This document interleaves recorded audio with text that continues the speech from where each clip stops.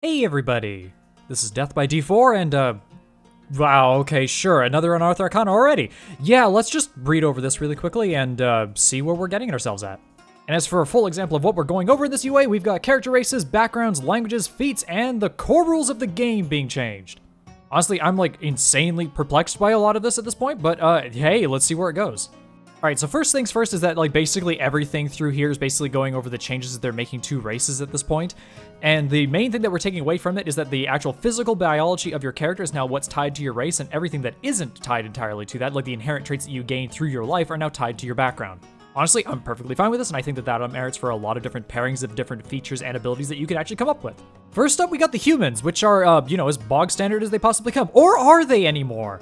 Aside from having the usual 30 feet and having a medium or small size, which is kind of nice, the short people can just exist, humans now have a feature which allows them to gain inspiration whenever they finished a long rest. Yes, and even with the asterisk still there, yes, inspiration is being redefined slightly. It is still basically the same inspiration that we're used to in 5e. That is, actually kind of crazy to me, but in a way that I, genuinely like. Seriously, the fact that, humans are kind of they're sort of just everywhere kind of race and capable of doing kind of anything in D&D, it kind of makes a little bit of a sense that they have a feature kind of like this to allow them to just randomly excel at things for no good reason. Or maybe I'm putting it poorly in that way. They also get proficiency in one skill, and they get to then pick whatever level 1 feat of their choice. Which, spoiler alert, feats are getting redefined quite a bit, especially with what we've seen in the last UA where some feats actually have a level restriction on them. So although the general power increase of the variant human is probably going to get dialed back a little bit from that, it's kind of nice now that the standard human just is sort of the variant human at this point. Then again, resourceful is still a really crazy good feat for them to get, so I mean I genuinely really like this. I think it's a really good change for humans. And then next up we got a completely new race, the Ardling, which is just the upper planes variant of the Tiefling. Kind of. It's not really the Aasimar, it's not an angel per se, it kind of is. Think of it more like that plus the god kind of race of creatures that are in Egyptian mythos. The fact that they're animal-headed creatures. Basically, this is the furry race. There's no real beating around the bush at this point. You start off as a human, right? You get 30 feet of movement just like everybody else, and then you just get Angelic Flight, which is bonus action, you get to fly until the end of your movement, proficiency bonus per long rest. I genuinely don't know why this race has to be the one that gets the random flying speed on top of itself, but hey, you know what, that's fine. There also is Celestial Legacy, so depending on what kind of upper plane you really come from as a part of this race, you get a different selection of ideas suggested for your appearance, along with a cantrip and a spell and another spell of higher level as you level up. It's again first level and then third and fifth, which is kind of our cantrip first level spell, and your second level spell, which is kind of the standard we've been seeing across all races right now, which I'm totally fine with. And the selection of spells that it comes with is just nice. It's just perfectly fine. There's nothing wrong with Thaumaturgy, Divine Favor, or Lesser Restoration. There's nothing wrong with Light, Cure Wounds, or Zone of Truth, and there's nothing wrong with Guidance, Healing Word, and Animal Messenger. Those all have applicable uses for some way, shape, or form. I mean, sure, maybe the idyllic one's a little bit better because Guidance is a very good cantrip, and Healing Word is also a very good spell to have, but I mean, in general, this is just fine. And then to round it all out, you just get 1 damage resistance to Radiant, which is totally fine. I mean, you're technically missing out on 1 compared to the Aasimar, which is resistant to Radiant and Necrotic, but I mean, if you're just playing as some, holy animalkin style race, I mean, Radiant makes perfect sense. It's rare, but it makes perfect sense. Next up, we got the Dragonborn, which, oh my god, I cannot believe we're possibly talking about the Dragonborn in current year. This thing has been redesigned, what, now twice? And we're still redesigning it again? And they genuinely did change stuff, so, let's take a quick look at it. First up, your Ancestor Legacy, which, comes up with your color and your damage type, which comes with it. But that's really it. Your breath weapon doesn't change based on your Ancestral Legacy anymore. It's just always going to be the cone. Spoiler alert. Speaking of your breath weapon, here it is right here. It is always a 15-foot cone. It scales with your Constitution proficiency bonus, and the damage type is changed yet again. It is 1d10 plus your character level in damage. No longer the scaling 1d10 up to 4d10 from the Fizban's book, which I talked about this actually in my server briefly when I was going over all of this stuff, and here's the thing. Some people are going oh, I hate it because it's less damage overall. And not really. The maximum you're going to be able to deal with this is 21 to 30 damage. The maximum you could deal with the original one is 40 damage. So you're dealing on 9 more damage with the old version of it, but with this one, you're raising the bottom floor of the roll that you could possibly make. So at a 10th level, actually, I'll be a little bit more fair. I'll say 3rd level. 11th level. You get 3d10 for your original roll. On average, that's 15, 16 damage, but you could score a roll that's anywhere between 3 and 30. With this one at 11th level, your average damage is still 15 or 16, except that the range that you can now roll within is now 12 to 21, I believe. And I don't know about you, even though it's still like, it's evenly likely that you roll really, really high on all of your dice as much as you roll really low. I think for like just a middling average, the fact that you could just guarantee at least some element of damage with that breath weapon is like really nice. So I think that this is like a genuinely good way to try and get it to work. Especially because it is not long rest once, it is proficiency bonus per long rest, which means you can make genuinely good use for this. Now that said, this is no longer just an attack that you can make as a part of your multi-attack action, it's now just purely just your action. But I mean, hey, like it's still like a very floor-raised amount of damage, so I still don't think that's really a bad thing. Aside from that, you get resistance to your Draconic Ancestry Dragon type, but also, oh my god, they gave the Dragonborn Dark Vision finally! How long did that friggin' take to come out? Because this has been like, I'm genuinely astounded how long it took for this to happen. So overall, I genuinely think that the Dragonborns come out pretty well from this right now. I could play a Dragonborn right now with this, and I'd never change the rest of my life, and I think I'd be happy with it. If you look over here on the right, we also got the Dwarf, which has gotten some significant changes in some way or shape or form. You still get Dark Vision, you still get Dwarven Resilience, you still get Dwarven Toughness, you still gain your Tool Proficiency, and then you get Stone Cunning, which instead of being incredibly freaking stupid, you now have a bonus action 10 minutes of Tremor Sense for 60 feet, which is like, excuse me, it is limited to just stone surfaces that you're touching, and the other creature that you're, trying to sense has to also be on the stone surface with you, but I mean, like, this is Dungeons & Dragons, you're gonna be in stone dungeons probably a whole heck of a lot. Not to mention that, but it's for 10 minutes and it's proficiency bonus per long rest, which means that this is a really decent amount of Tremor Sense that you can possibly get. And the fact that there's a race that you could play as that actually gains access to like a reliable, consistent, and repeatable and performable Tremor Sense is like very cool. Either way, it's certainly a heck of a lot better than whatever the Stone Cunning, I believe it was. I remember reading it at some point in the past where it was just like, oh, the history of the walls around you. It's completely freaking stupid. So like, please, just more of this. Please. Elves got changed. This is something I've been genuinely looking forward to for a long time, and you're probably going to see in a little bit why. You get Dark Vision, you get your Elvish Lineage, which is basically the same as the other ones, where you get a cantrip and a couple spells. You also get the usual Fey Ancestry, you also get the usual Keen Senses, and you still get Trance, which all work basically the same. However, here's the one thing I was really happy about. Yeah, you look at all the different races of elf down here. Yeah, there's only Wood Elf, High Elf, and Drow right here, but hey, there's Drow, and look what it says Drow get. You get 120 feet of Dark Vision with no sunlight sensitivity. Holy jeez, it finally happened. We got rid of that stupid feature. And then you also get Dancing Lights, Fairy Fire, and Darkness, which is all really good cantrips and spells for you to get, so like, oh my gosh, we're gonna see a whole lot more Drow. Also, High Elf get like Prestidigitation, but they can switch that cantrip out with just another arcane spell, so we'll get to that kind of stuff later, and Detect Magic and Misty Step. Those are also very, very good. And then Wood Elf get the slightly increased movement speed with Long Stride, Pass Without a Trace. Again, very, very good. Elves in general are just looking crazy good right now, especially like just in broad strokes across them. And next up, we got the Gnome, which, by the way, for those of you that watched my Smasher Pass video lately, yes, I do understand that the remark I made about gnomes being equivalent to halflings is a hyperbole and a joke. I understand that gnomes are very different from halflings.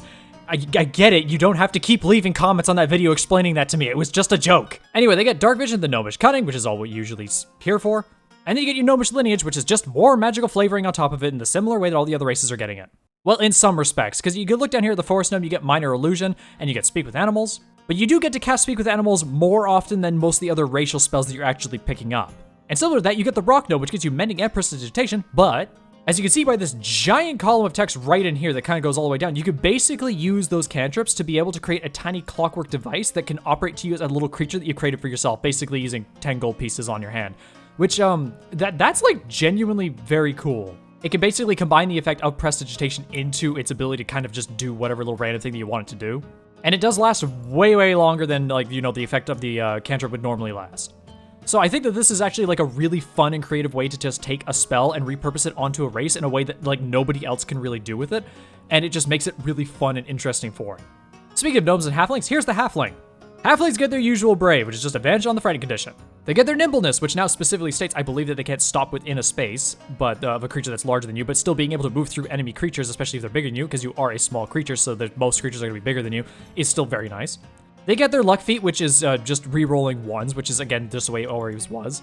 And then you get proficiency and stuff. I mean, to be fair, in general, like, this is all just perfectly solid. These are all, like, very unique features that make them stand out quite a lot for themselves. It's not very different from what we're used to seeing from them already, and they were totally fine already. Speaking of races that have changed a whole lot over the years, there's the Orc, which is now just being included as a part of the core races that you could choose from. With the Orcs overall, there hasn't really been a whole lot that they've changed. I mean, they've changed a lot over the years to try and change, especially the culture and the stigmatism that's around them.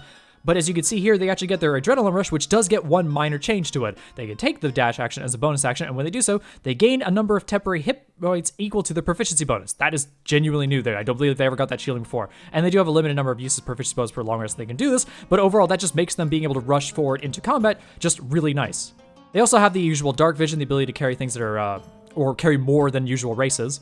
And Relentless Endurance, which allows you to survive a lethal hit. Which, to be fair, actually, because of the way that this is all structured, actually makes them, like, work for more than just melee characters in general. Either way, yeah, like, all for it. I especially appreciate the extra little boost to the dash action, giving you that shielding. That encourages you very much to run forward in the front lines, which is what an orc typically wants to do with itself.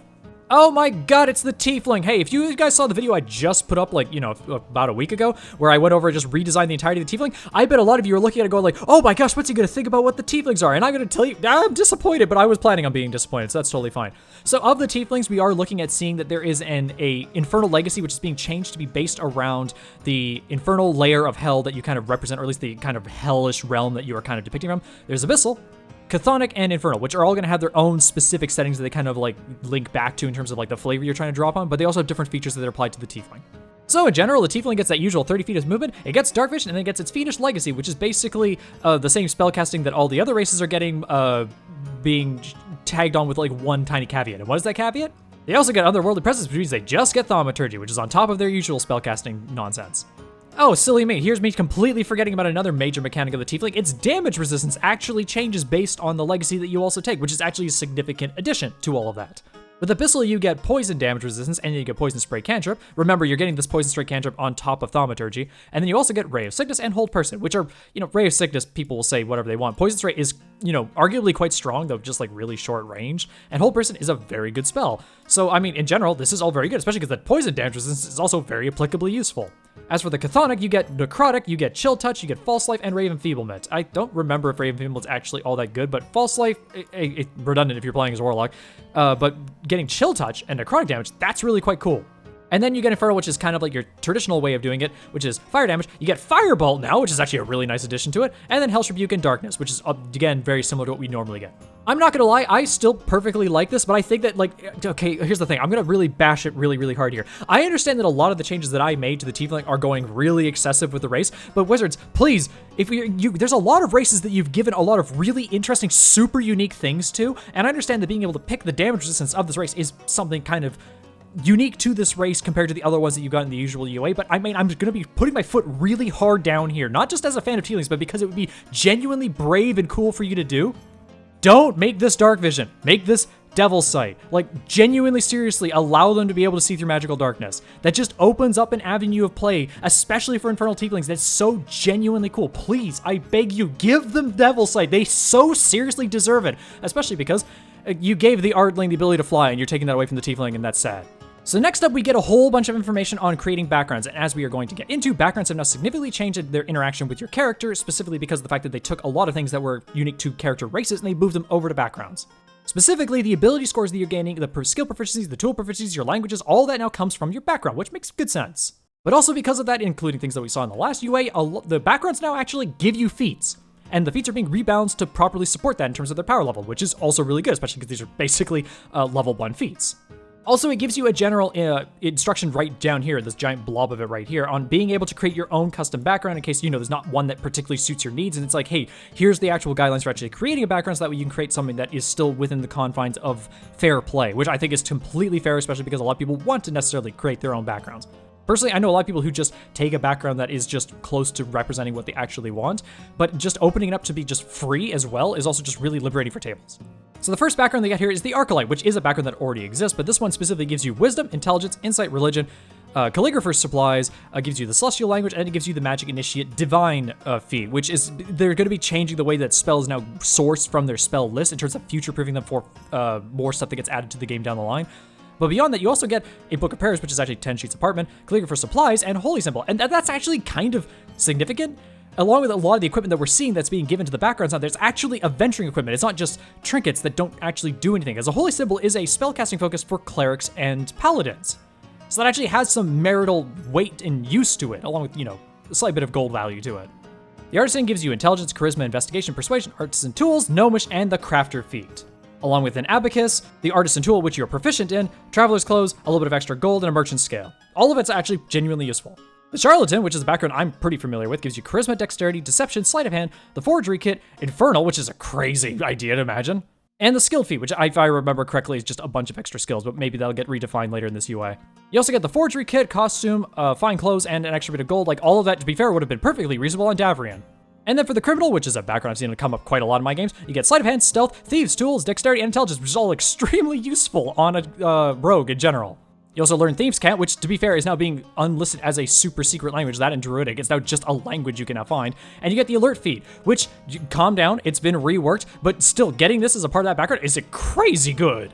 And then you get a crowbar, a couple of daggers, a pouch, 16 gold pieces, traveler clothes, and Thieves' Tools, which is all, again, very good equipment for you to get. And speaking of Davrian, here's the Cultist background, which I'm, genuinely happy to see something like this in here. You get +2 to your intelligence, +1 to charisma, arcana, religion, disguise kit, abyssal language, and a magic initiate arcane. And then from the equipment that you're getting a bell, lamp, common clothes, a robe, that's kind of nice to get, a dagger, some gold, and a disguise kit. Something that I'm noticing here is actually the amount of gold is specifically 19 gold pieces, so I have a feeling that all of the stuff that you're getting as a part of your character is actually coming from some kind of gold budget that they're giving out specifically for all of this. So I feel like in the end that might actually add up to the fact that all of these equipment that you're getting all add up to the same amount of gold. Which, if I look back over here at the custom background guidelines, it is actually eating up a budget of gold. It's actually specifically 50 gold pieces you get to spend on it, which is actually very nice for starting equipment, or at least, free equipment that you're getting as a part of your character. To be fair, you were kind of underspent on the usual starting equipment in terms of what you're getting normally right now in 5e. Next up is the Entertainer. You get Charisma, Dexterity, Acrobatics, Performance, a musical instrument, Elvish, and you get the Musician feat, which is a kind of a crazy feat. I've already seen it. Apart from that, you also get a couple of costumes, the musical instrument that you're proficient in, perfume, some gold, traveler's clothes, and a steel mirror. I'm sure that mirror will be useful for something besides looking around corners, but that's definitely one way you can use it in a dungeon. Now we've got the Farmer, which, to be fair, I'm surprised we didn't have a farmer. We had the Folk Hero as a background before, but I'm pretty certain we never had a farmer. Right now, I'm just getting Grimlock 2 PTSD, and if any of you understand that reference, please let me know down in the comments. You get Constitution, Wisdom, Animal Handling, Nature, Carpenter's Tools, Halfling Language, and the Tough feat. That's I'm just not gonna lie, animal handling, nature, and tough, all of that, that's making me go oh, that's genuinely very useful on some very specific characters out there. And then you get the Carpenter's Tools, a sickle, traveler's clothes, a lot of extra gold actually, where the owns G's, healer's kit, iron pot, and a shovel. So, wow, a healer's kit, I'm actually surprised by that. That's very useful. Then you get the Gladiator, which gives you strength, charisma, I'm surprised charisma, but okay, athletics, performance, smith's tools, orc language, and savage attacker. Which you get a chain, a costume, healer's kit, javelins, just a whole bunch of them, smith's tools, traveler's clothes, and gold. To be fair, I don't think I've seen a single background here that I really genuinely don't like. I could see a lot of use for a lot of these working out.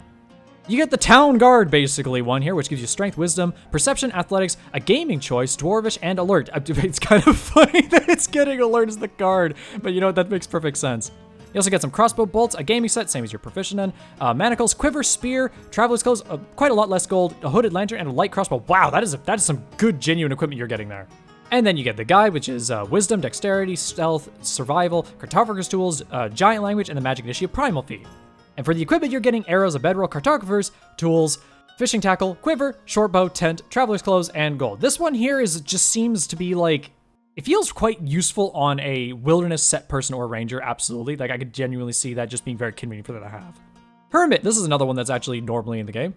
You get wisdom, constitution, medicine, religion, herbalism kit, sylvan, and magic initiate primal. You get a bedroll, oil flask, quarterstaff, really a quarterstaff, I guess it's like a walking stick then. Traveler's clothes, 15 gold pieces, herbalism kit, lamp, fishing tackle, and a book of philosophy. Well, just a general book on everything going on around you and just thought-provokingness. I genuinely love that. It reminds me of Davrian's Book of Lore, which was literally just titled Book of Lore, and I'm just oh, wonderful.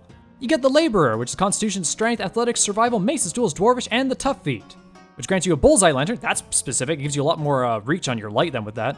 Common clothes, hand axe, light hammer, mason's tools, 50 gold pieces, a water skin. That's kind of nice if one of these actually gives you a water skin. An oil flask, shovel, and a mess kit. Mess kit's actually kind of convenient for being able to cook food, logistically speaking, other than just roasting it over an open fire. Or, munching down on a dried old ration.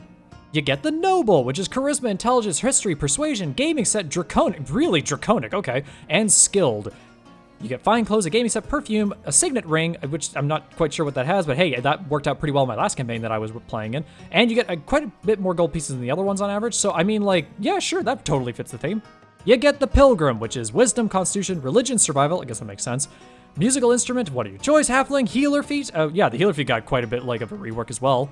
Get a bedroll, you get some rations, traveler's clothes, gold, healer's kit, holy symbol, and musical instrument. That's genuinely useful as well, actually.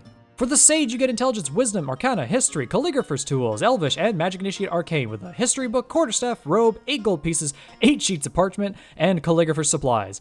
I mean, like, technically that's still useful in many degrees, but I'm thinking this one, in terms of, like, the actual stuff it's giving you up front, this is probably going to suit, like, wizards, and, like, that's it. With sailors, you get dexterity, wisdom, acrobatics, perception, navigator's tools, primordial language, and the tavern brawler feat, which is very fun. You get a dagger, fishing tackle, navigator's tools, silk rope, really? Just silk rope? Okay. Traveler's clothes, and 10 gold pieces. So a little bit less gold than the other ones there, but hey, getting the tavern brawler feat on the background's pretty fun. Good God, why do they have to put it like this? The soldier gets you strength, constitution, athletics, intimidation, gaming set, goblin, and savage jacket. Really? It gives you goblin? Okay, that's weird and interesting. You also got a short bow, spear, arrows, gaming set, healer's kit, traveler's clothes, 14 gold pieces, and a quiver, which is like, to be fair, like, coming out of a soldier, like, that's just genuinely all useful for, like, any martial fighter out there. Like, heck, even a ranger can make good use of this. You get the urchin, which is dexterity, wisdom, insight, stealth, thieves' tools, common language. Wait, common language side. I forgot that was actually in here. Yeah, besides common language, there's now sign language, which is a thing that you can now learn, which is cool, and I'm sure has its uses as well. And then you also get the lucky feat, which, don't worry, the lucky feat changed. For those of you that know what I'm talking about, we'll see to it in a little bit.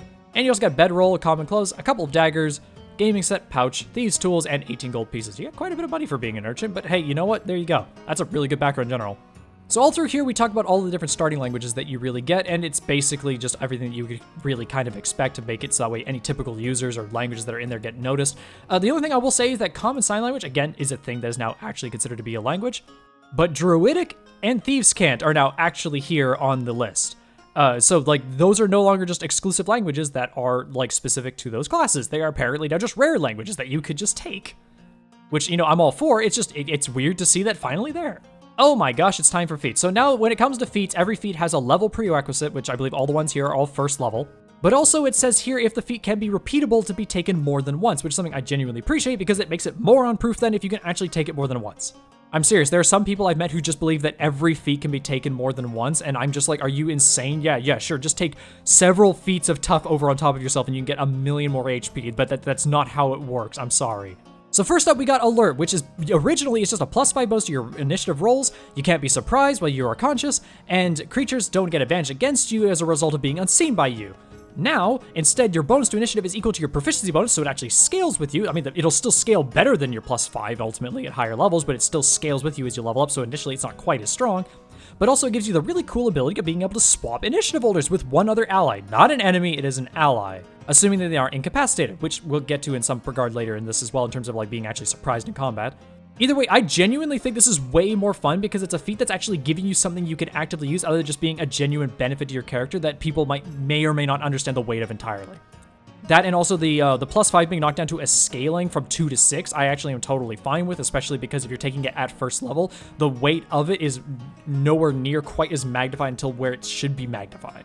Crafter here is a new first level feat that you can get. It gives you several different tool proficiencies. It gives you a bonus, or sorry, not a bonus. It gives you a discount on buying non-magical items, and it also gives you a reduction to crafting time when you're crafting certain items using tools. So in that regard, I guess unless you count making scrolls with calligrapher's tools, I don't think that's going to really cut into what wizards can do necessarily when they're making themselves new spells or scrolls for themselves. But I'm sure that they're probably going to post proper rules for crafting or, buying certain items necessarily within the future stuff that they're bringing up as well, so that way you can get a little bit more of an understanding of like what this bonus will actually entail. But ultimately, if they're actually going to support these rules properly, I'm all for it because I know a lot of people that would genuinely enjoy being able to craft stuff. You get the healer feat, which is just really obnoxiously put up here right now. But ultimately, what the healer feat is allowing you to do is to do 2 different kinds of healing support. You get Battle Medic, which is basically allowing you to use a healer's kit as an action to be able to heal somebody in the middle of combat, and it allows you to expend a hit dice for them to immediately heal plus your proficiency bonus, which is quite a decent amount of healing, depending on the person you're actually healing ultimately as well. And then healing rerolls. This applies to both your healing kit uses as well as any spells that you're actually doing as well, so that way you can reroll 1s on any healing dice that you've rolled, which is genuinely very good, especially for people who want to play into a supporter healer role caster. Like, genuinely, that's just good support for them at this point. Especially because the original healer's feat is just stabilizing somebody with a healer's kit, which is nowhere near as useful. And the healing that it can do for you is 1d6 plus 4. Now this one actually scales based on the character that you're actually healing, which means you can get way more mileage out of it. So overall, I am just quite good with it. Especially because the healing that you do is not limited to a once per short rest charge, apparently. Which is just strange to me. Oh my gosh, here it is. It's the Lucky Feat, which has been completely changed from what it originally was. So the original Lucky Feat, if I look it over here really quickly on my other monitor, gave you 3 points of luck, which you could then use to add a d20 to any roll that you make, and then you get to choose the d20 that you use for the result of the roll. You can also use the luck point against you when a roll is made, or an attack roll is made against you, to be able to influence the outcome of that attack against you. So now the way that Lucky works is the fact that you get a number of luck points equal to your proficiency bonus, which means it scales with you similarly to, Alert did. Ultimately get you way more charges, nearly double as many at higher levels, which is really crazy. However, at the cost of the fact that it no longer just adds a die to your roll and allows you to pick the outcome, therefore allowing you to take things like disadvantage and turn into super advantage, which was crazy stupid and got found out recently it was, a little exploitable. Now it's simply taking any d20 roll that you make and giving you advantage, and disadvantage is any attack roll made against you. Ultimately, I think this is a perfectly good, reasonable fix for Lucky, and in the way that it genuinely should work from this point going onward. I'm surprised they gave it the scaling uses, but I'm still all for that. The main thing I'm really happy about is that it's just getting away the abuse of turning disadvantage into super advantage. Even though thematically it did kind of work for Lucky, you're taking a terrible situation and still getting insanely lucky out of it. I'm sure that mechanically speaking, that is not an interaction that they wanted to actually have in the game when they originally created the Lucky Feat. Either that or things have just simply come around on it that they just don't like the way that it feels anymore. Magic Initiate basically works the same way that it always has. You get 2 cantrips of your choice and a first level spell of your choice.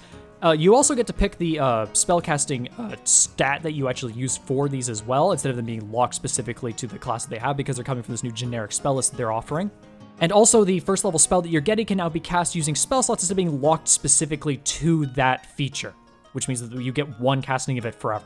Now, the one thing that comes to me that was raising huge red flags is the fact that you can pick the stat that you can cast with this. And I was looking at it going oh, okay, does that mean that you can pick Eldritch Blast? No, actually, these spellcasting trees that you get here for Arcane, Divine, and Primal do not include Eldritch Blast, which thank goodness they don't, because that would just be a massive nightmare, and I'm sure that could be on, way too much abuse if we get Eldritch Blast on not only very applicably onto everybody, but also just, getting it on a different stat than Charisma, because I'm absolutely certain getting it on an Evoker Wizard or any Cleric with potent spellcasting is not what you want. Then we got the Musician feat here, which is a feat that I actually genuinely really like. You get a bunch of musical instruments proficiencies of your choice, but then after a short rest or long rest, you can give inspiration to a number of allies equal to your proficiency bonus. So ultimately, at your usual party size of 4, you're not doing it to everybody right out of the gate, but just being able to generate inspiration for your allies, especially because they changed how it kind of works in this, is just really fun and actually genuinely impactful, especially for people that want to lean into being kind of bardish without needing to necessarily take feats in bard or levels in bard in order to actually achieve this kind of theming for their character. And and being able on a short rest, let alone a long rest, a short rest, generate inspiration for the party is no joke. That's genuinely valuable, especially for a first level feat that you're getting for free as a background. That is a seriously impactful feature that I think a lot of people are going to enjoy using. Savage Attacker basically works the same way that it always has. Skilled works basically the same way that it always has, and it notes up here that you can take it multiple times for different skills, so that's pretty good. And Tavern Brawler here got quite a lot of changes, actually. Tavern Brawler originally gave you a stat increase, which, to be fair, a lot of these first level feats, they specifically stated they will not increase your stats in any way going forward. You get proficiency in improvised weapons. You get a d4 for your unarmed strike dies, and when you hit a creature with an unarmed strike with an improvised weapon, you can use your bonus action to grapple it. Now, because they changed the rules for unarmed strikes in this as well, that's part of the rules changing that they're going for it, they had to basically overhaul this entirely. You still get the d4 bludgeoning for all of your strength attacks made with unarmed strikes, so in the case you didn't have that ability, kind of, basically like a monk, then you still get it there. However, monks are still getting quite a lot of good viability out of this, because whenever you roll a damage die with an unarmed strike, you could re-roll the damage die if it's a 1. That is insanely useful for monks. If they're just gonna pour damage die, they can just re-roll it whatever they want. Heck yeah! And then the shove, which when you hit a creature with an unarmed strike as a part of the attack action in turn, you could deal the damage to them and push them 5 feet away, which, to be fair, that's something that I'm going to mention coming up with the unarmed strike thing, is one of the optional things you can get part of it. But being able to deal damage and shove somebody away is kind of like the benefit of the bludgeoner feat. The bludgeoner feat? No, it's the crusher feat is what I'm thinking about. Either way, again, for the monk to be able to punch somebody and then just knock them away, and there's no saving throw required, you just have to hit the creature to knock it away from you, is that's insanely valuable. That allows them to get a good disengage as a part of their attack. And then furniture as weapon just basically means that improvised weapons are no longer a thing. Basically, if you pick up a piece of furniture, which it is locking it to a piece of furniture so that we can't just pick up a rock and do this. Anything of small or medium-sized furniture is a great club. Anything of tiny size is considered a normal club. So basically saying reference normal weapon stats for all this stuff, which is a lot cleaner in general for that to be actually used. Overall, I mean, like, this is a great change to Tavern Brawler. Like, a Tavern Brawler is already a fun feat to take in general, but I mean, like, this not only is, like, better applicable, I feel, overall to what you can actually get the mileage of taking this as an entire feat, especially at first level, for free. This is applicable to monks. Extremely applicable to monks. This is great. The tough feat saw absolutely no changes. It is still a perfectly good feat. 2 extra hit points per level is great. And now we get into the really scary part of this UA, which is the rules overhanging part. So this is going to be basically where I lost my mind kind of a lot with this UA and what encouraged me a lot to make this video. So there's a lot of stuff in here that I'm going to be glazing over, like the arcane spells basically talking about what they are, arts and tools basically talking about what they basically are, creature types talking about what they are just for like formality's sake. Here's something that I caught here that I'm sure like I don't know if anybody else really saw this. These types don't have rules to themselves, but some rules in this game affect creatures of certain types in different ways. For example, the description of Cure Wounds specifies that the spell does not benefit a construct. So here's the thing. Do you guys know what Cure Wounds actually says? Because it says it doesn't benefit constructs and undead. But this UA specifically stated Cure Wounds now only doesn't benefit constructs. Are we gonna see a return to like undead races not being basically impractical because healing spells couldn't affect them? Or are we gonna see a return to like the what I believe is actually in Pathfinder, I can't remember off the top of my head, I think it was, or in older editions of D&D where healing spells hurt undead?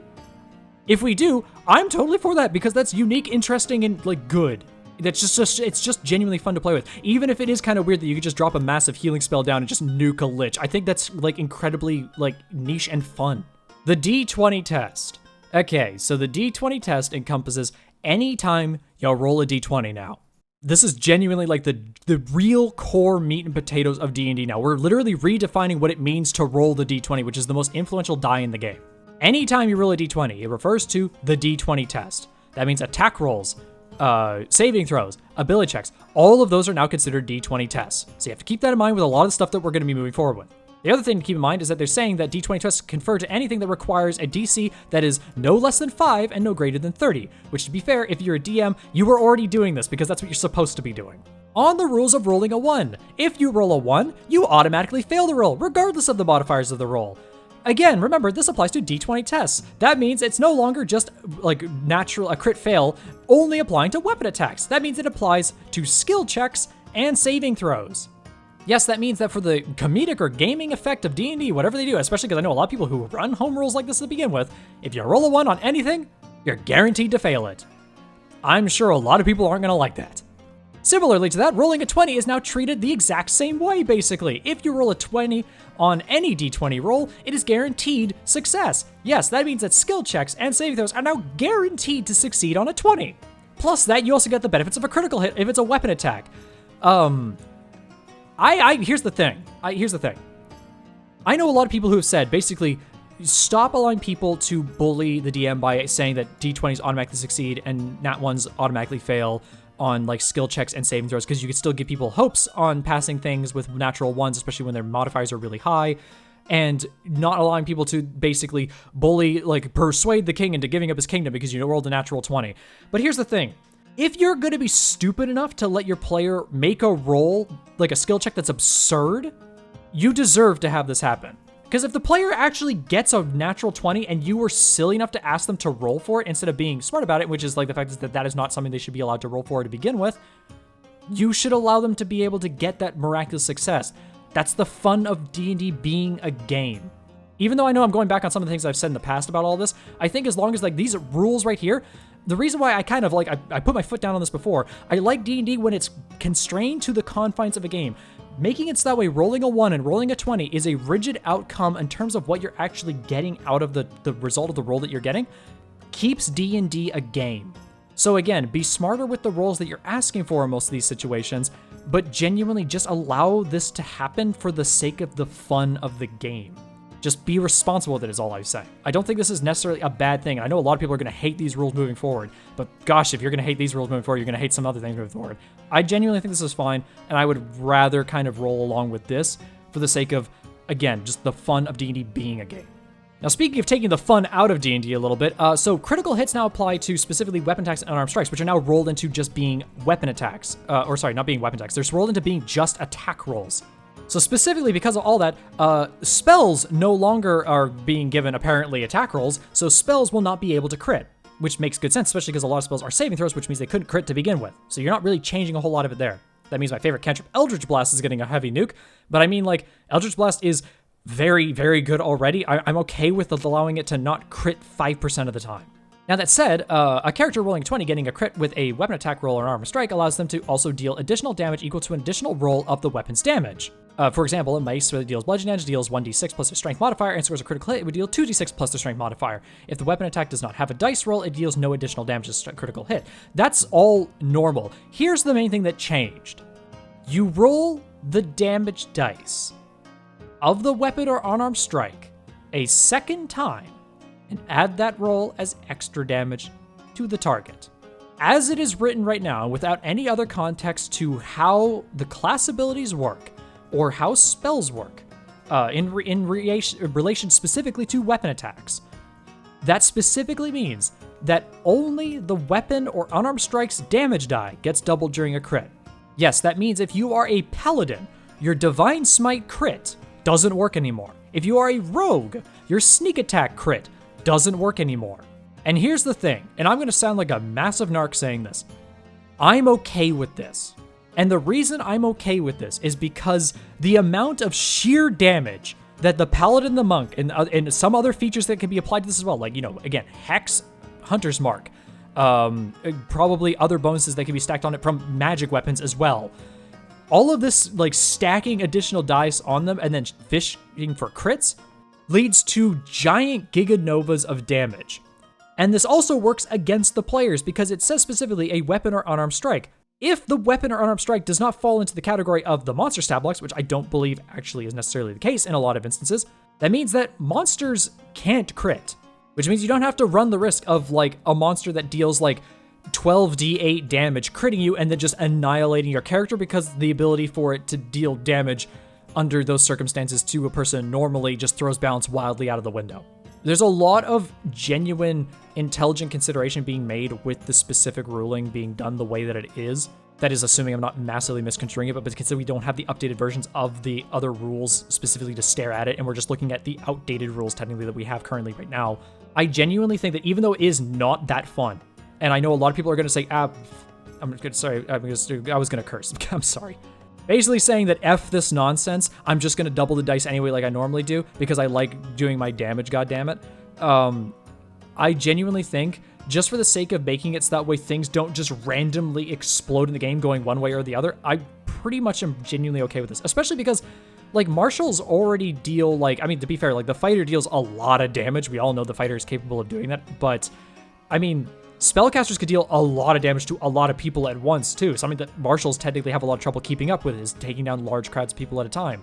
I genuinely feel that giving martials this little leg, basically allowing their weapons to have the fun of hitting a little bit harder, even though it might not be for that much extra damage in the long run, is something I'm willing to throw in their favor, simply because of the fact that martials definitely need something across the broad spectrum of them to make it so that way they don't feel like they're just massively outclassed by other features that are better than them.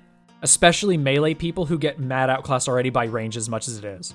So as much as I rambled on this for quite a lot, and I'm pretty certain, I'm sure I've not made my point explicitly clear or well construed at all, I'm just saying, this is the way that it's presented. That's my interpretation of it. If it's right or wrong, I believe I'm correct on this. But to be fair, I don't hate this.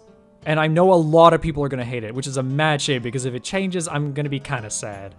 I'm not going to be, like, bitter about it to the point where I enforce this rule anyway. You know me, I kind of stick to the official rules as they usually are in my games. But I would kind of like to see the potential of crit damaging and such like that be kind of reined in a little bit. After all, it's not like you're not going to do giga damage anyway with your sneak attack or your paladin smites to begin with. It just means that when you crit, it's not going to do the obscene amounts of damage that just basically cause the game to end. So here's the thing that kind of changed. The grapple condition got redefined. There is, like, a little bit of difference in it with basically saying, like, you know, a speed, again, can't change above 0, but it basically says you have disadvantage on attack rolls against any target other than the person grappling you. That's technically new. And the rules for, like, how to be able to move and escape from grapple are included in the condition. That is that is so nice. Do you have any idea how annoying it is not being able to know how to escape from a grapple, especially if the grapple, the escape conditions are usually included on the monster stat blocks usually, and takes up like a giant chunk of the ability written down on top of the monster, like, you know, anything that like ropers and stuff like that, or anything that has like vines and stuff that constantly keeps grappling and holding creatures down, monsters that bite down upon you then never let go. Just being able to say like, oh, the escape, by the way, is included in the condition, it's not included on the monster stat block. Please, this is so much nicer to read. Incapacitation got redefined. Actually, specifically, the only thing that's really interesting in all of this was, you know, basically saying concentration gets broken. You can't take actions or reactions, which is normal. Can't speak, in case you are, because you could be incapacitated and not be unconscious, just so you understand. That's why these work the way that they do. Because incapacitated basically means that you're being, like, starstruck, basically. It's like being stunned. But surprised being on here is cool because now the surprise condition is no longer a condition. It's just part of incapacitated. If you're incapacitated and you roll initiative, you have disadvantage on the initiative roll. That means that the whole thing about like being surprised during combat means that like we have a proper way of resolving this without having like, you know, the surprise round, which is technically not a thing that actually exists in 5e. It's just, all right, you jump in on top of somebody, everybody rolls for initiative, but the people that are getting surprised have disadvantage, which means there's a chance they could get up in time to be able to catch you coming in, but on a very high likelihood, they don't. I really like this. This is a really good way to redefine this. Inspiration. Okay, so inspiration got redefined as well. Inspiration gives yourself advantage on a d20 roll, which means technically it's not just adding an extra die to the roll, kind of like Lucky or whatever the way it kind of worked was before. It's just giving you advantage, which means it can also be used to cancel out disadvantage, which is still very useful in its regard. Now, in terms of gaining advantage, here's the really crazy thing. Any roll of a 20 on a d20 test gives you inspiration, along with the DM giving you inspiration when something amusing or particularly heroic gets done. I genuinely love this, and I've heard some people say that it's rewarding a snowball effect, but the thing is, like, that's the point of inspiration. The point of inspiration is, like, if you are inspired and you succeed, and that sparks inspiration again, that's the way inspiration works, technically. I'm not gonna lie. I mean, like, some people are saying it should work on a 1, but the problem is that if you were locked into disadvantage on like a multi-attack and then you roll a 1 on your first roll, then you can cancel a disadvantage on the following hit immediately afterwards, which feels stupid. Like thematically, like mechanically, it is like clunky and stupid. Besides, also the fact is that some people say like the snowball effect kind of rolls into it, but here's the thing. You're gaining advantage on your roll. It's one roll. You gotta roll a 20 on that one roll for it to snowball. Which, I mean, I get it. It's kind of like a 10% chance that you're able to roll an inspiration advantage into another inspiration. But like, this goes back into what I was saying up here about the rolling natural 1s and rolling natural 20s. This is just further gamifying D&D as a game. It's basically allowing people that aren't properly utilizing inspiration and forgetting about it to actually make sure that they are making good use of the mechanic of being able to use it during the game. Again, you are still only restricted to only having 1 at a time, but the good thing about it is that if you gain inspiration for any particular reason, you get to give it to somebody in your party who doesn't have it, which means it doesn't immediately go to waste. Not only that, but when you finish a long rest with inspiration, the inspiration goes away, which means that you're encouraged to use it, even frivolously, just to be able to get it out there. It also means that humans, when their ability to actually create inspiration just means that they can't just infinitely print inspiration for the party. Same goes with the musician feat, but that's besides the point. With the way that I'm looking at it here, the gamifying inspiration to make it into way more of a genuine game mechanic instead of just saying like, oh, let's use inspiration but for something else entirely, or like changing the math involved with the roll, or just making it so it's that works this way or that way. This just make it so that way you get the physical die and you get to use it and you're encouraged to use it quickly. It is just so much genuinely better, and again helps gamify D&D in a way that makes it grounded as a game. And I like that because I really want D&D to be able to sing strong to its strengths of being a game instead of just inspirational storytelling. I really genuinely like this. And I'm sure some people are going to hate it, but that's besides the point. If they push back hard enough, they get what they want, and then I'll just accept it to be true. I hold hope when I see stuff like this. I really genuinely do. This kind of stuff is really cool. Long rest got redefined, kind of cut off here at the top a little bit here, but it's specifically a period of time in which you spend 6 hours actually sleeping and then 2 hours at most doing light activity, such as standing watch or eating or reading or talking and such like that, which I really enjoy because now it means we know how long watches on camps actually go for, and that's really good. They also redefined the benefits of a long rest over here, getting your hit dice back, half of them, which is always a little bit silly, but whatever. Then it also gives you the benefit of the fact that if you're a person who's knocked down to 0 hit points and you're trying to be basically nursed back to health, basically saying you can't immediately get the benefits of a long rest, you need to actually have HP, which I believe if you are unconscious but stable for like a period of time anyway, you get back 1 HP. I don't remember if that's entirely correct, but basically saying that if you're at 0 HP, you don't suddenly burst back at full HP, which is totally fine. But the one thing I'm really happy about here as well, they were talking about surprise conditioning as well, is what happens if you actually interrupt a long rest. If at least 1 hour has gone by, you gain the benefits of a short rest, which is nice because you can spend that stuff immediately before you get actually ambushed by other creatures, but you gain no benefit of being rested for the full long rest then, which is just... It also even says here not being able to cast spells or doing anything more than like, briskly walking any sort of distance and such like that, which basically confines you from being able to harshly gain the system, especially with like repeated short resting benefits in between the period of a long rest. Hello Sorelock basically in there, which I'm kind of glad they're reeling this in to prevent kind of exploitative behavior like this because nobody enjoys those people at the table, I'm not gonna lie. So we got a new condition here, it's the slowed condition, which we are definitely gonna probably see that on like haste and slowed, or hell, we might even see a hasted condition get added to the game. It basically means that your speed is halved for all intents and purposes. It stacks on top of what they're having as well because of the way that it's worded. You get attack rolls against you have advantage, and you have disadvantage dexterity saving throws. All that makes perfectly good sense and would probably cut down a whole lot on the slow spell or any kind of effect that applies that kind of condition, or lethargicness or any kind of things like that. I'm totally all for this. More conditions like this, please. This is great. So here's a quick redefinition of Tremor Sense, which is mainly coming up here because the dwarves get it in here. One thing that's interesting to note that I didn't realize about Tremor Sense is that it does work on surfaces that aren't just floors, but also it works in liquids. Even though that has no relevance to the dwarf because it's specific to stone floorings, that means that like fish that have tremor sense, like sharks and stuff like that, are going to be able to like sense you while you're in the water, which is crazy scary and stuff like that, and I love that. Unarmed strikes got completely reworked for the most part about it, which, to be fair, they desperately needed to because there was a lot of confusion on how they actually functioned.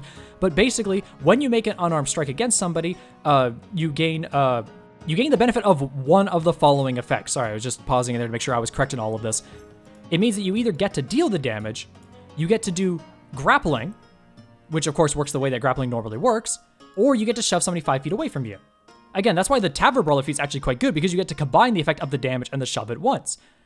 And I'm not gonna lie, this means that this opens up this playstyle to any attack that you make during a multi-attack action, which I believe shove and grapple possibly work that way already, but this is showing benefits possibly to monks in the long run. I wouldn't even be genuinely surprised if monks heading into whatever rework that they get just naturally get to pick from 2 of these at any given time, like being able to damage grapple, damage shove, or grapple shove.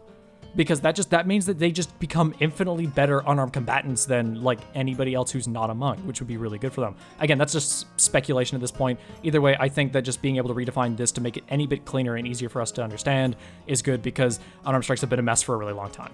And here comes the spell list. So this includes only first level spells and cantrips, and they've all been redefined by these tags basically, which are all arcane, divine, and primal magic.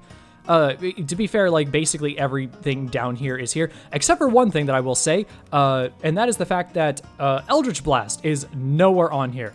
It is not here on the Arcane one, it is not here on the Divine one, and wherever the heck the Primal one here, it is not here on the Primal one, which means thank goodness we don't have to worry about people stealing Eldritch Blast that aren't Warlocks, because Lord knows, I mean, like, I would be even surprised if Eldritch Blast became a feature for the class at this point, because the Warlock is basically ingrained and should be taking it almost all the time. I've heard some people say that at the very least, and I completely agree. But in terms of like the spells as they're sorted here, I haven't genuinely really looked through all of these, but to be fair, this all works totally fine. I've heard some people say that this kind of sorting of spells, besides future-proofing the ability to add new spells, kind of like the Artificer being involved in that whole stick and caboodle for the long run, especially for future classes beyond that we might get, might actually come from 4th edition. But I have no knowledge of that, so I don't actually know if that's to be true or not. Either way, that is genuinely the end of this UA, and let me just scroll back here to give closing comments. So I don't know if I mentioned at the beginning of this video that I wanted people to actually look through all the way to the end of this video for me to say anything impactful that I'm going to say for the sake of my channel, but I mean, in general, in terms of this UA, I think that's making a lot of genuinely good strides forward that are all pretty gamically consistent and well considered in my mind. I mean, there's some genuinely like very scary changes to the core rules, like again, like the fact that crits no longer multiply extra damage. I know that's going to make a lot of people very mad, mainly paladins and rogues, that people really like themselves that way. But I think that it's a brave step forward that I genuinely encourage, and I think that we need to be able to reconsider the foundation of 5e quite a lot, especially if we're trying to make this game, in my Generum books, easier for people to get into, but also easier for DMs to run. The more D&D starts to resemble a game, and like less so than an interactive storytelling experience, the more it remains at its core premise, the thing we've actually bought ourselves into actually playing and doing. And I know that a lot of people really like 5th edition and pick it over other editions in terms of like specifically how the game actually functions. But we gotta admit, there's a lot of things in 5th edition that don't work the way that we really want them to, and we need to encourage WotC to be able to be taking strides forward with the edition in a way that genuinely challenges the establishments that we've actually had up to this point. Being able to say, no, it's okay for us to consider changes to our games, especially if we're moving into a digital format where patching it becomes a lot easier. I think that, like, I want to see a lot more of this. I want to see this game change into something that's just genuinely like something I can get myself more involved into in my free time. Because I'm going to say this right now, like being able to be inspired to make this video right now is like a rarity for me right now, especially with the fact that like I could just, you guys know about me. I made a posting on my channel. I got really busy within the last week because of a huge promotion I received at work. And here's the thing, with these giant sweeping changes that are coming out to the game, it's also scaring me as a D&D YouTuber, because the thing is, like, I want to make a channel which teaches and introduces people to D&D. And make guides talking about things that they can learn and be able to use as reference in terms of getting themselves into the game and being able to learn it in a more easier to digest fashion. Here's the thing, if the game is going to go through like this kind of giant overhauls and outdating like huge amounts of like work that I'm trying to put into to try and like teach people how to play D&D, I'm not gonna lie, this massively discourages me from making content specifically in this vein other than just news reporting for this kind of stuff. Because I'm not gonna lie, I know a lot of you guys really like my subclass guides. It's gonna be really, really hard to be able to try and like remain relevant when this kind of sweeping changes are happening to 5e. Which, I mean, I know what you guys are thinking. That means it's just a good reason for D&D 5e not to change anything. No, that's not true, because eventually, at some point, we know what's going to happen. D&D is just going to eventually become 6th edition. Or at the very least, 5th edition is going to change so much that it might as well resemble a 6th edition at that point, because they are going to be like, they want D&D to be basically like D&D 1, which is basically just, it's no longer just edition branching anymore. It's just what is the modern stances of D&D like, which I'm all again for. But at some point like that's going to happen. I knew it was going to happen making my channel. So like at some point, like the whole channel was going to be like revoked for what kind of coverage I was doing for it anyway. So at this point, and I'm glad that a lot of you who have actually watched through my video have stuck through me to the very end of this. Going forward, it's going to be very weird for me to try and figure out what the heck I'm going to do with this channel. I think doing like things that don't like specific to the mechanics and like coverage of D&D as a product are concerned, I can most certainly handle that. Sort of like sharing stories and news coverage like this, sure. But in terms of like doing like actual mechanics and rules and guides and things like that, it makes me massively uncertain about what I actually want to do with this. Which, say la vie, I mean, like, it'll even massively outdate a lot of the homebrew that I do, especially if they change, like, how the core mechanics of how races are being handled moving forward. I mean, like, heck, like, I'm sure a lot input packs a lot of more, like, official third-party and homebrew publishers out there as well, despite the fact that a lot of the stuff that they're still presenting here can be, like, backwards compatible with older content, which I'm sure that they are taking into consideration to design for. But, yeah. Either way, that's my opinions on the Unearthed Arcana, basically, in general, and I'm just genuinely very happy to see the game changing in a way. As much as I've griped about it being like as a person creating content for UND for this kind of stuff is it's kind of like a bit spooky for me as well. I really like this, and I want to keep seeing the game evolve in a way that is it's just challenging itself all the time to just say like, what can we do that is better, and what can we do that's more interesting for everybody else. Besides, rough balance changes and stuff like that to make sure that just things are working better than they were before. And yeah, that's my thoughts on the Unearthed Arcana character origins. You're welcome.